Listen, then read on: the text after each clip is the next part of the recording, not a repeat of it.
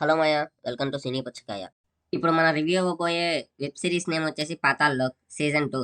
Present అయితే ఈ web series Amazon ప్రైమ్లో స్ట్రీమ్ అవుతుంది. తెలుగు లాంగ్వేజ్లో అవైలబుల్గా ఉంది. తెలుగు డబ్బింగ్ వచ్చేసరికి బాగానే ఉంది. ఇంకా ఇది సీజన్ 2 మొత్తం మీద 8 ఎపిసోడ్స్ అంటూ ఉన్నాయి. ఒకవేళ మీరు సీజన్ 1 చూడకపోతే కన్ఫామ్గా సీజన్ 1 చూడండి. సీజన్ 1 తర్వాత నుంచి సీజన్ 2 అనేది స్టార్ట్ అవుతూ ఉంటుంది. ఇంకా దీనికి ఐఎండిబి రేటింగ్ 8.1 ఇచ్చారు.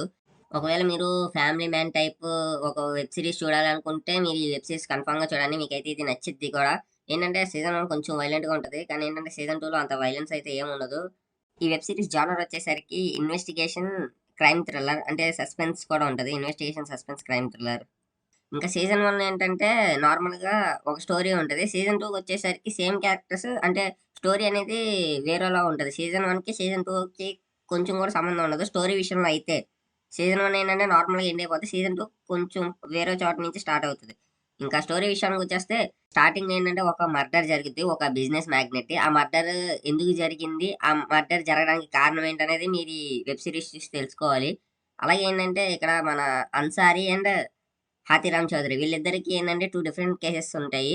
వాళ్ళు ఆ కేసెస్‌ని ఎలా సాల్వ్ చేశారనేది మీరు ఈ వెబ్ సిరీస్ చూసి తెలుసుకోవాలి. సో, అదంతా మాకెందుకు మామ, వెబ్ సిరీస్ ఎలా ఉందో ఒక్క ముక్కలో చెప్పమంటారా? నాకైతే పర్లేదు, బానే అనిపిచ్చింది. అంటే సీజన్ 1కి నేను చాలా పెద్ద ఫ్యాన్‌ని. సీజన్ 2 ఏంటంటే వస్తదనుకోని నాకు తెలీదు. ఏంటంటే సీజన్ 1 అక్కడితో ఎండ్ అయిపోయింది.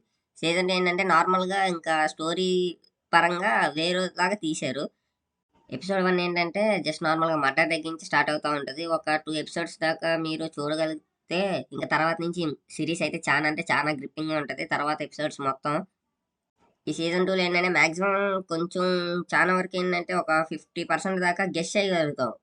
అంటే నెక్స్ట్ ఏం జరుగుతుంది, ఒకవేళ క్లైమాక్స్ రివీలేషన్ ఏంటి అనేది. ఏంటంటే నాకు బాగా నచ్చింది సీజన్ 2 స్టార్టింగ్ నుంచి ఎండింగ్ దాకా ఏంటంటే మధ్య మధ్యలో ఇన్వెస్టిగేషన్ చేసినప్పుడు చిన్న చిన్న డాట్స్ అంటూ వదులుతారు. ఆ డాట్స్‌ని అంటే బ్లెండ్ చేయడం నాకు బాగా నచ్చింది. ఏంటంటే ఒక సీన్‌కి ఇంకో సీన్‌కి లింక్ చేయడం బాగా నచ్చింది. అలాగే ఏంటంటే ఈ ఈ సీజన్‌లో అన్సారీ అండ్ హాతిరామ్ చౌదరి వీళ్ళిద్దరికి మధ్యన కొంచెం రిలేషన్ కొంచెం పెట్టుంటే బాగున్ను అని అనిపించింది.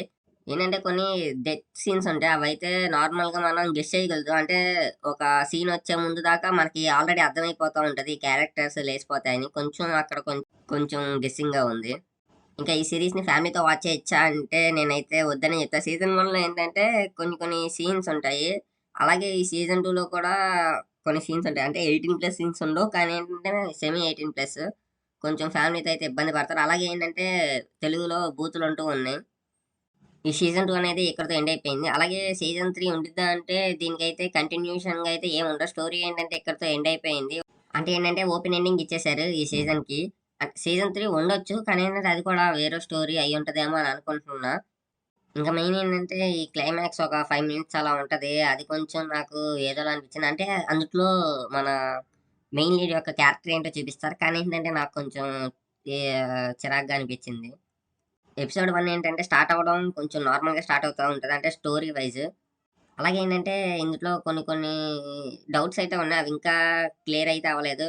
అంటే కొంచెం క్లారిఫై అవ్వలేదు. అవి చాలా స్పాయిలర్స్‌గా ఉంటాయి చెప్తే. And thank you for watching this video.